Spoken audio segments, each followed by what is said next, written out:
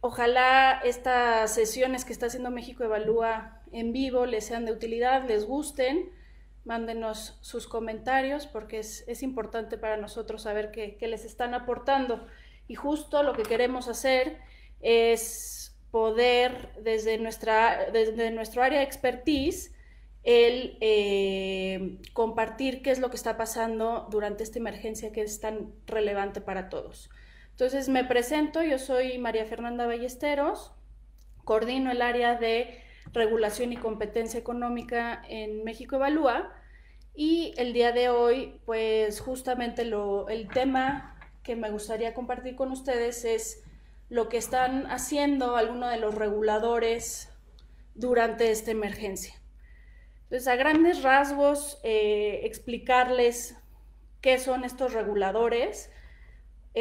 Son los órganos técnicos que se han venido creando en México desde hace más de 25 años, y lo relevante es que intervienen de diferentes formas, pero principalmente emitiendo normatividad, emitiendo reglas que no tienen que pasar por el legislativo, sino que ellos como parte de la administración emiten estas normas. ¿Y para qué las emiten? Para evitar riesgos de diferente tipo que puedan pasar en mercados, ¿no?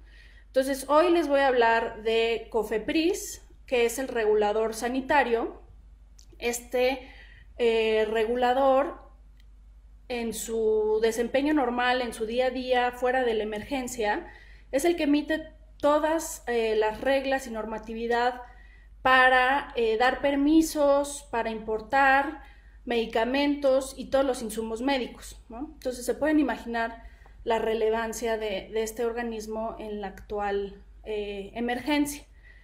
El otro regulador del que me gustaría hablarles hoy es el de la CRE, la Comisión Reguladora de Energía, que es el regulador que se encarga de intervenir en diferentes mercados, pero en particular me interesa en este caso ver la regulación que hace al sistema eléctrico, ¿no? A toda la red eléctrica para que podamos tener este servicio que es esencial.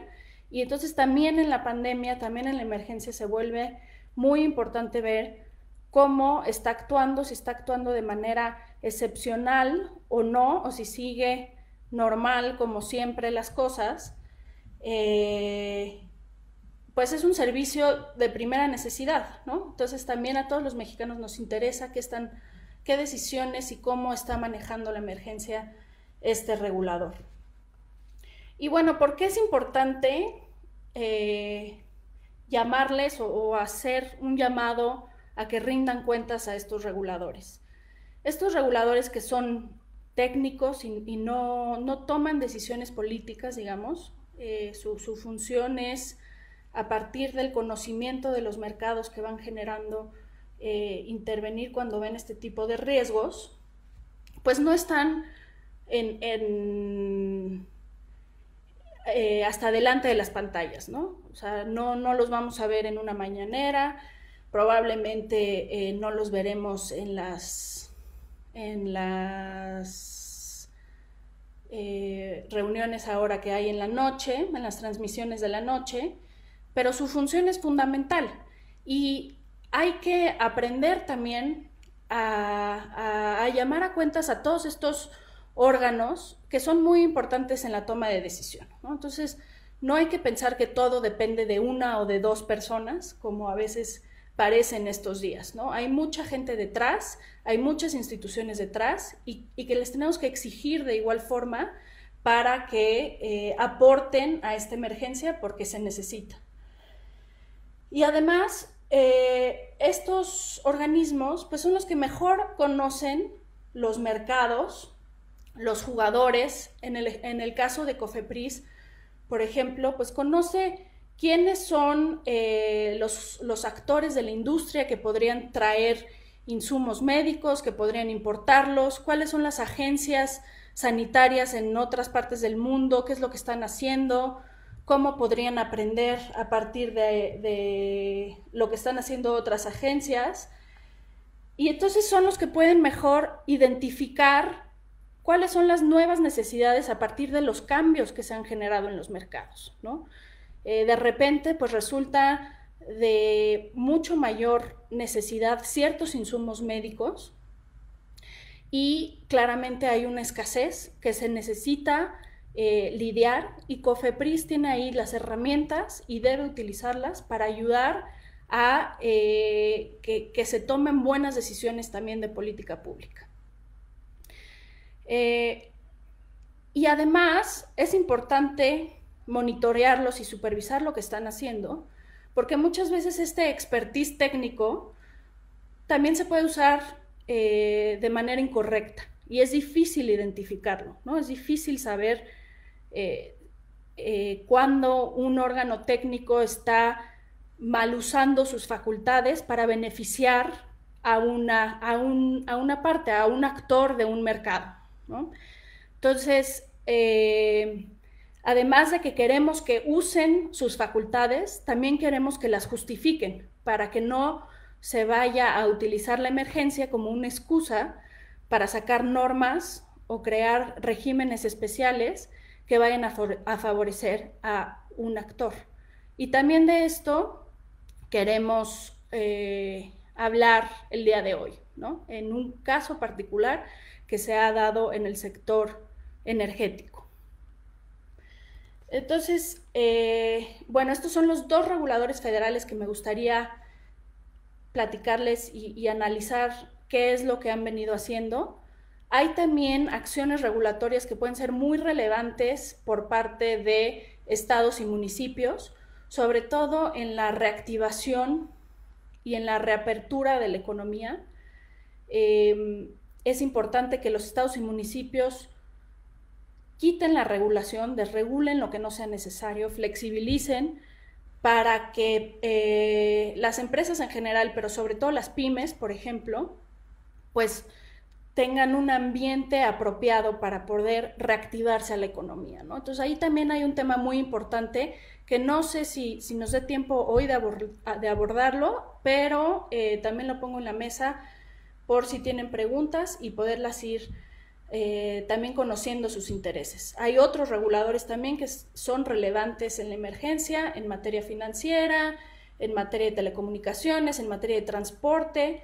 Tampoco se van a abordar hoy, pero si son de su interés y quieren presentar preguntas, eso nos ayuda mucho para también saber cuáles son algunas de las preocupaciones del público, ¿no? Y tratar de atenderlas. Bueno, entonces empezando con el tema de la COFEPRIS. ¿Por qué es importante la COFEPRIS en esta emergencia? Como les decía, es el regulador sanitario que debe intervenir para prevenir cualquier riesgo a la salud humana. Y en esta emergencia en particular, pues hay que tener un acceso. COFEPRIS puede ayudar tanto al acceso como a la organización y a la distribución de todos los insumos médicos que se requieren, ¿no? Les voy a mencionar 4 casos de insumos médicos. En primer lugar, las pruebas de diagnóstico, ¿no? Que ya hemos visto cómo son un elemento fundamental para contener la pandemia, para poder controlar y saber en dónde estamos parados. Y aquí, pues México ha tenido muchos problemas, ¿no? Sobre todo por la falta de capacidad de hacer estas pruebas. Somos uno de los países que menos pruebas ha hecho, apenas 0.4 pruebas por cada 1000 habitantes, a diferencia de países como España o Portugal, en donde hacen 22 pruebas por cada 1000 habitantes, o en América Latina, por poner un ejemplo, Chile hace 10 pruebas por cada 1000 habitantes. Entonces, tenemos una muy baja capacidad de hacer pruebas, y esto ya ha sido tema de pleito y de debate desde el inicio de la pandemia, ¿no? Ha habido problemas con gobernadores que han buscado traer pruebas rápidas para generar mayor número de pruebas, y esto no ha sido posible. Y entonces, ¿cuál es el papel de COFEPRIS en este caso. O sea, las importaciones de este tipo de insumos, COFEPRIS debe de buscar hacerlas en la emergencia de la forma más rápida, expedita, eficiente, sin descuidar, por supuesto, la calidad del bien, ¿no? Pero hay diferentes herramientas que podrían utilizar, que han sido utilizadas en otras emergencias y que son utilizadas por otras agencias, como son, por ejemplo, los acuerdos de reciprocidad con otras agencias sanitarias. Entonces, si hay un insumo médico o una prueba que ya pasó por un registro, por una evaluación sanitaria por parte de otra autoridad, como por ejemplo el FDA en Estados Unidos o alguna comisión en Europa, entonces de esa forma ya no tiene México que duplicar el proceso de evaluación que alenta los tiempos y que hace mucho menos eficiente esa gestión, teniendo la tranquilidad además de que esa prueba ya pasó por una evaluación de calidad por otra agencia reconocida y que entonces podemos estar seguros que es un buen instrumento para utilizarlo durante esta emergencia. Eso no lo está haciendo COFEPRIS, ¿no? Y es algo muy relevante en todos los insumos médicos y en particular en este caso de las pruebas, ¿no? Apenas la semana pasada el FDA aprobó una prueba con una prueba de anticuerpos para poder identificar si ya te contagiaste de COVID y que podría ser inmune, ¿no? Entonces, esto, tanto para ahorita como para la fase de reactivación económica y reapertura, es fundamental. Y si hay interés por parte de tanto el sector público como privado de salud de adquirir esas pruebas, lo que puede hacer COFEPRIS es decir, a ver, estas son las listas, ¿no?, de las pruebas o los insumos que tienen ya una validación por otra agencia y que yo puedo pedir que se importen sin fast track, digamos, sin esa revisión sanitaria que se requeriría para asegurarse de la efectividad y de la calidad. Y aquí el principal problema es falta de eficiencia a la hora de operar de la agencia, pero también vemos otros problemas regulatorios, ¿no? Por ejemplo, la falta de coordinación y autonomía que ha habido por parte de este organismo. En realidad, la COFEPRIS no recibe órdenes del secretario de Salud y mucho menos del subsecretario de Salud. Tiene autonomía que responde directamente al Ejecutivo Federal, y esto no quiere decir que se tiene que pelear con el secretario de Salud, pero sí coordinarse de forma tal de que pueda ser incluso un puente entre la federación, entre problemas que está habiendo entre la federación y los estados. ¿Y qué es lo que aporta la discusión? Aporta elementos técnicos para que puedan decir, a ver, estas son las pruebas aprobadas, las pruebas que ya tienen una certificación de calidad y por lo tanto creo que son útiles en esta emergencia, ¿no? Y entonces ahí ya se acaba la grilla política y se dan elementos técnicos para traer insumos médicos que van a salvar vidas al final. Y la otra parte que creemos que está faltando también es transparencia y rendición de cuentas. Al final, COFEPRIS ha publicado cuáles de sus trámites, cuáles de todos los trámites que hacen van a ser prioritarios, ¿no? Y esto, con estos trámites, con esta prioridad que se le está dando a ciertos trámites, es una buena medida, por supuesto, porque son los trámites relacionados con la emergencia, pero sería genial que pudieran poner de forma proactiva, de transparentar, de reportar la información de cuáles han sido las solicitudes que reciben desde este momento y también cómo las van resolviendo. Y ahí podemos ver qué tan efectivos y eficientes están siendo, si esos insumos que se están solicitando cumplen con algún requerimiento anterior de alguna agencia, y esto da transparencia, rinde cuentas y hace más efectiva y eficiente su gestión.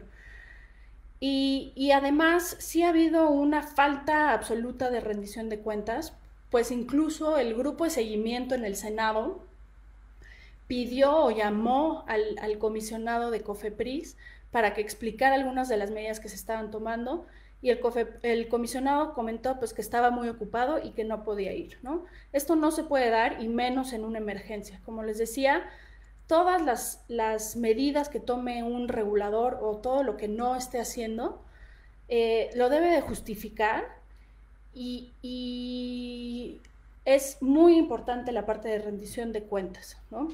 Entonces, aquí hay algunos temas muy interesantes que se van a seguir discutiendo en todo este año, porque, como digo, esto va hasta la parte de reactivación y hasta la fase en donde ya exista una vacuna y existan tratamientos, ¿no? Porque todo esto va a entrar también dentro de la cancha de COFEPRIS.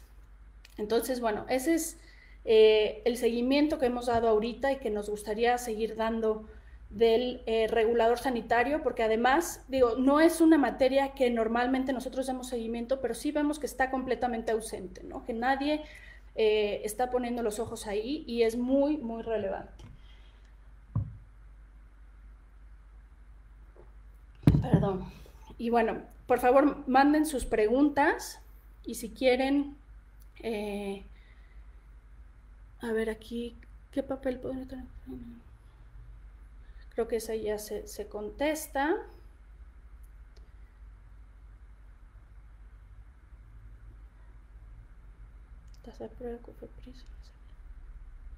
Entonces, lo que hace COFEPRIS es dar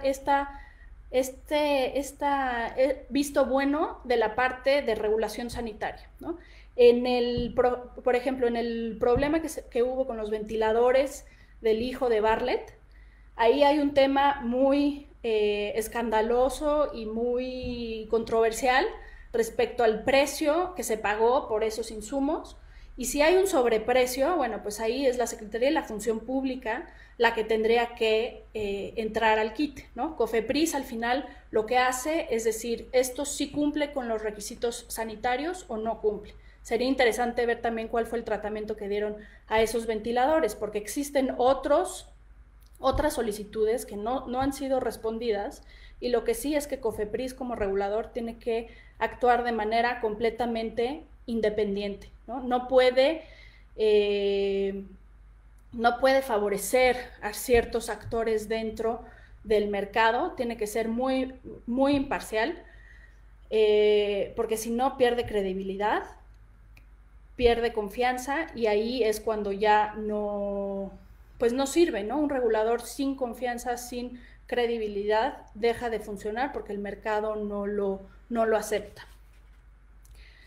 Y bueno, el siguiente regulador que me gustaría presentar es el regulador uno de los reguladores del sector energético, que es la Comisión Reguladora de Energía. Ya estoy aquí de nuevo. Voy a retomar casi desde el principio en relación con la CRE. Entonces les decía que la importancia de la CRE en la emergencia, tanto porque es un servicio de primera necesidad y porque hubo los cambios en la demanda de la energía eléctrica, pues sí ponen muchos retos, digamos, a el que pueda operar adecuadamente la red. ¿Y qué es lo que se ha hecho en otros países? Algunos países han tomado medidas de política pública extraordinarias de, por ejemplo, aplazar pagos de energía eléctrica, ¿no? O suspender algunos cargos. Y si bien esto es una medida de política pública que no es el regulador el que la debe de hacer, pues sí es fundamental tanto la información que tienen los reguladores energéticos. Pueden tener información, por ejemplo, de los consumidores que son vulnerables, la capacidad que hay en la red, los cambios en los patrones del mercado, y analizar, y esa información podérsela dar al tomador de decisión o al que hace la política pública, y podría ayudar muchísimo, ¿no? Entonces, por ejemplo, en materia de reactivación económica, si se quisiera apoyar a las pymes, esta podría ser una medida muy interesante, ¿no? Las pymes en México de por sí pagan tarifas mucho más altas que lo que pagan en Estados Unidos, por ejemplo, tarifas eléctricas, y con la información de la CRE se podría tomar este tipo de políticas para ayudar a esta población vulnerable que, por supuesto, con los números que vemos el día de hoy, de más de 500,000 empleados que se quedaron sin empleo, pues mucho ha sido lo que se ha pegado a este sector de pymes, ¿no? Entonces, ahí van otras ideas de cómo los reguladores podrían tener una actuación relevante, por toda esa información, por toda esa expertise que manejan de cómo funcionan los mercados, de cuáles son o pueden ser las áreas más vulnerables, de cómo, cuál es la capacidad que está teniendo la red. Y también algo en que se ha insistido mucho, han insistido organismos internacionales y otros países también lo vemos, es en intensificar la labor de coordinación que existe entre el regulador y el operador de la red eléctrica, ¿no? Por los retos que existen con los cambios en la demanda, esta interacción debe ser, si de por sí debe ser muy coordinada, pues en la emergencia mucho mayor, ¿no? Y bueno, ¿qué es lo que ha hecho la CRE en México? Hemos visto las últimas sesiones de la CRE, y en relación con la emergencia, prácticamente lo único que ha hecho la CRE es suspender plazos, ¿no? Incluso,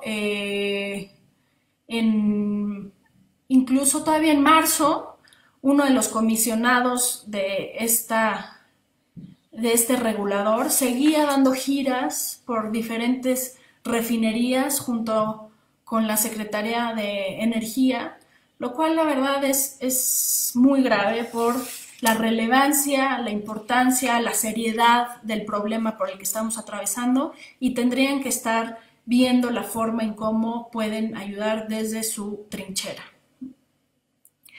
Y bueno, todo esto, varios de ustedes lo sabrán, toma mayor relevancia porque el 29 de abril se emitió un acuerdo que es parte de las disposiciones de emergencia, y este acuerdo, esta regulación, la emite el SENACE, que es el operador de la red eléctrica, no el regulador.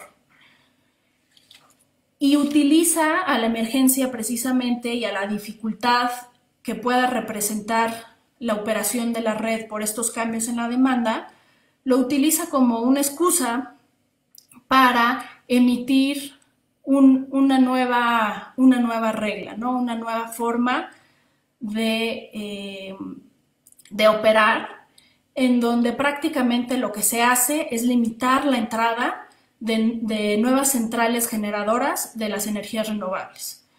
Y además de cerrarles la puerta a nuevas centrales de renovables, también pone en riesgo que las centrales de renovables que ya están o que ya operan en la red puedan ser las primeras en salir del sistema, a pesar de que son fuentes de energía más baratas y más limpias. Entonces, en términos generales, es un acuerdo que afecta de manera muy grave y de manera injustificada a las energías renovables, que como sabemos pues son prioritarias por razones tanto económicas y sobre todo por razones ambientales. Entonces, este acuerdo de SENACE, la verdad es que es un ejemplo de mala práctica regulatoria por donde se le vea. Y les voy a dar 5 razones que desde México Evalúa nosotros hemos visto como en términos de prácticas regulatorias en una fase de emergencia qué es lo que no hay que hacer, ¿no? Y no hay que hacer lo que hizo el SENACE. En primer lugar, porque es una facultad que no era suya. No le tocaba al operador de la red eléctrica emitir este acuerdo. En todo caso, sería facultad de la Comisión Reguladora de Energía, pues se trata de una disposición general que restringe el acceso de una parte de la industria, ¿no? Y esto es una actividad de regulación económica. Y esto, ¿por qué sucedió así? ¿Por qué fue el SENACE quien emite este acuerdo? Pues en realidad es difícil saberlo, ¿no? Habrá sido una falta de coordinación, habrá sido un desacuerdo con el regulador. Al no haber a la fecha una respuesta por parte de la Comisión Reguladora de Energía, no ha habido un pronunciamiento, pues es difícil saber qué fue lo que pasó ahí. También ahí es otra vez falta de transparencia y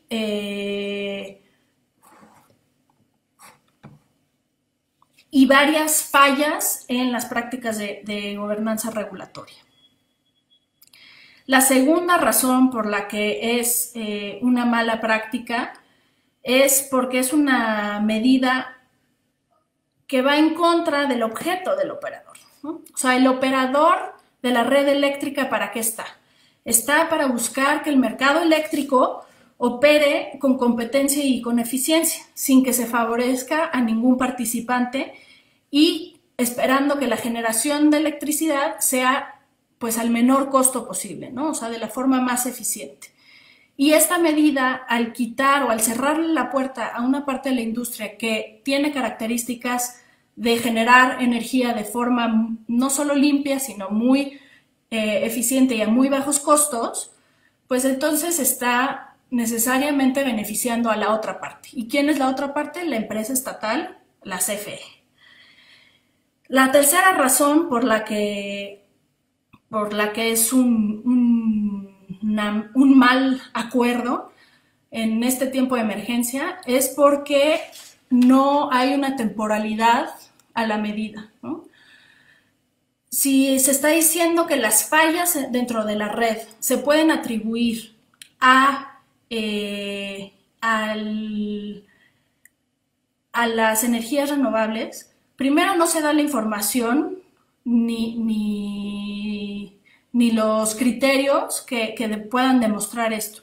Pero además tampoco se dice cuándo se va a levantar la medida de cerrarle las puertas a las renovables, básicamente, ¿no? Entonces, se deja la posibilidad abierta a que esto siga sucediendo aún después de la emergencia. Entonces, la falta de temporalidad es un tema grave. La falta de proporcionalidad de la medida y de la transparencia también. También, obviamente, por ser tiempos de emergencias, no se hizo una consulta previa, a lo mejor no con toda la industria, pero con algunos representantes, ¿no? O con ciertos actores. Nada de esto se hizo. Y por último, pues es una medida que demuestra una falta de independencia que en un operador como el SENACE es clave, ¿no? Al final, la secretaria de Energía, ella misma aceptó y describió, digamos, que fue una instrucción por parte de la Secretaría para que se pudieran cumplir los porcentajes de participación del mercado y de la inversión privada, perdón, y de la CFE, ¿no? Entonces, es una instrucción directa, utilizando la emergencia, haciéndolo de forma ilegal, sin la temporalidad. O sea, es de verdad una pésima práctica y queda la pregunta de qué hacer con este acuerdo, ¿no? Y lo que hay que hacer es no permitir que siga adelante, hay que tirar este acuerdo. La COFECE, por ejemplo, uno de los órganos que podrían considerarse como de vigilancia transversal de reguladores, ya opinó y estableció que este acuerdo es contrario al proceso de competencia y puede afectar al final los precios de la electricidad. Otro mecanismo de rendición de cuentas que podría haber sería el Congreso, ¿no? O sea, me parece que es relevante que se solicite por qué se da este acuerdo, ¿no? En este momento, de esta forma. Y por último, y creo que los más importantes, son los afectados por el acuerdo. Los afectados por este acuerdo tenemos que llamar a cuentas, tenemos que exigir el que se cumpla con la legalidad y con la constitucionalidad y con el interés público que representa este acuerdo. Y los privados, ¿no? En primer lugar, los privados que han sido negados de participar, pues tienen que controvertirlo por la vía judicial, pero incluso nosotros como consumidores también tenemos algo que decir, ambientalistas también tenemos algo que decir, y bueno, porque se ha hecho costumbre el actuar ilegal, sobre todo en el sector energético, eso no quiere decir que debemos de quedarnos cruzados de brazos, ¿no? Creo que es fundamental el actuar respecto de esta ilegalidad y un acuerdo que realmente nos afecta en diferentes aspectos. Entonces, bueno, eso era parte de la presentación. Algunas de las preguntas que nos han hecho respecto de la CRE. A ver, aquí dicen...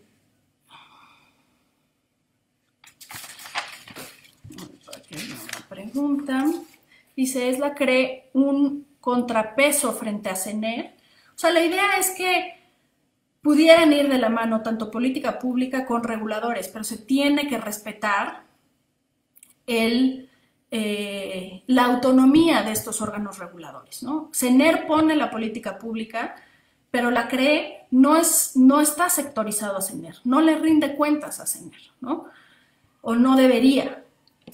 Y luego preguntan si la CRE puede emitir una controversia constitucional en contra del acuerdo de SENACE y si eso es jurídicamente y políticamente viable. Bueno, este tipo de preguntas creo que son las que nos tenemos que hacer, como esto viene de Alfredo Espino, que es un estudiante de Derecho. Creo que son el tipo de preguntas que hay que enfrentarnos, ¿no? O sea, ¿cómo vamos a poder contravenir este acuerdo? Y bueno, jurídicamente no es viable, jurídicamente no se puede presentar, creo, una controversia porque no es un organismo constitucional autónomo. Y tampoco creo que políticamente sea viable, ¿no? Les digo que apenas si han sesionado y en realidad pues no están muy involucrados en el tema, no se han pronunciado ni siquiera, no creo que sería tampoco políticamente viable. A ver, otras preguntas por ahí.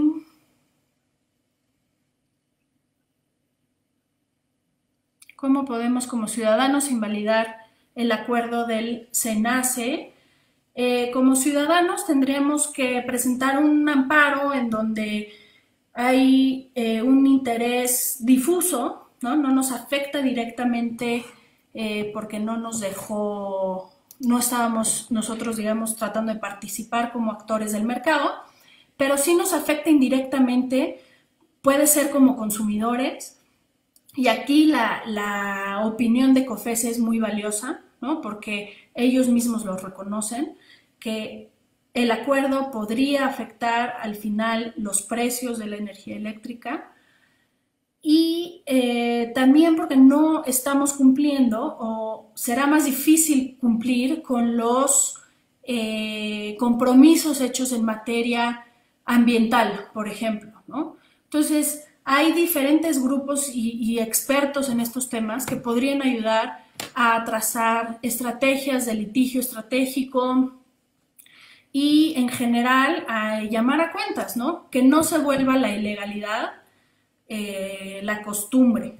En el sector energético, sobre todo nosotros, y es mucho el sentir, que pues para qué lo hago si no nos hacen caso o si tiene un costo político muy alto. O sea, no podemos quitar el dedo del renglón porque está mucho en juego, ¿no? Son temas que nos afectan directamente como consumidores y como ciudadanos. A ver, por ahí.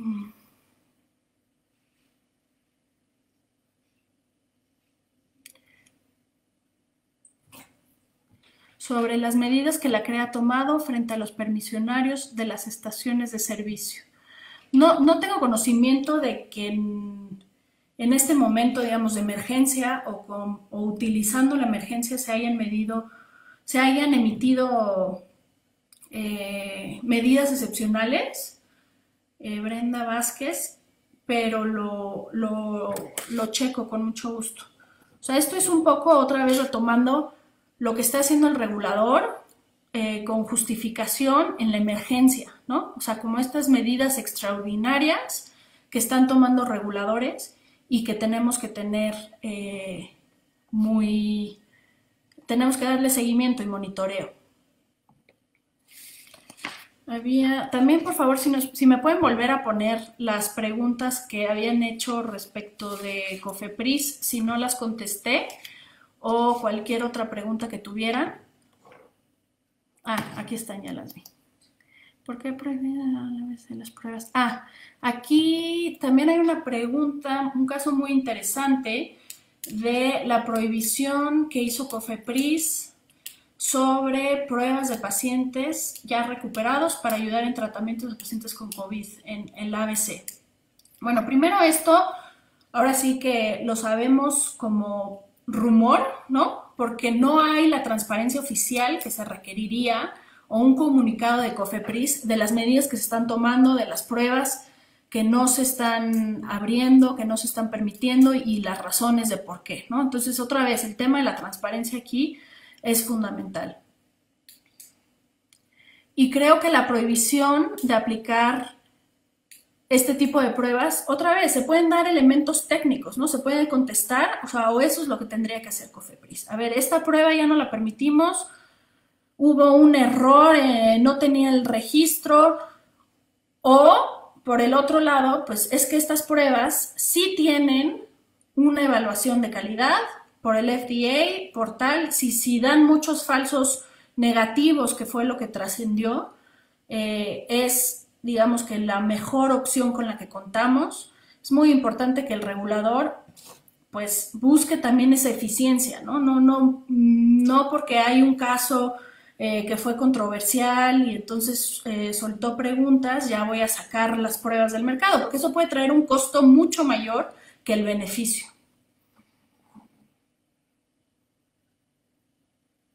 En el caso de las vacunas, igual, o sea, lo que tiene que pasar por COFEPRIS es el tema de la aprobación sanitaria, ¿no? Digamos, no es que sea COFEPRIS la única autoridad, es un conjunto de autoridades, pero tiene un papel muy relevante. Dado que COFESE no puede emitir sanciones, podría entrar Profeco, ok. Este tiene que ver más con el tema de energía eléctrica y el papel de la CRE. Y bueno, en la opinión de COFESE ellos mismos establecen, ¿no?, que es una opinión no vinculante y es, digamos, la atribución que tiene COFESE al respecto. Profeco podría entrar si empezamos a ver una falla en los precios, ¿no? Entonces, en este momento no, por la acción regulatoria extraordinaria, digamos, no tiene tampoco la Profeco un rol, es un tema judicial, ¿no?, que se tendría que resolver en los tribunales. Y bueno, pues una disculpa otra vez por el corte de la transmisión. Espero que la mayoría haya podido retomar y conocer del caso de CRE. Definitivamente pues no dio tiempo ya de ver el tema de los reguladores locales, pero podemos regresar a esto en otra sesión. Y también si tuvieran interés en otro regulador, pues con mucho gusto lo vemos, porque sí son actuaciones muy importantes y en estos momentos también. Y bueno, les agradecemos mucho y la información está en nuestra página. Háganos llegar ahí también preguntas y a redes sociales. Y pues con eso me despediría y muchas gracias por conectarse.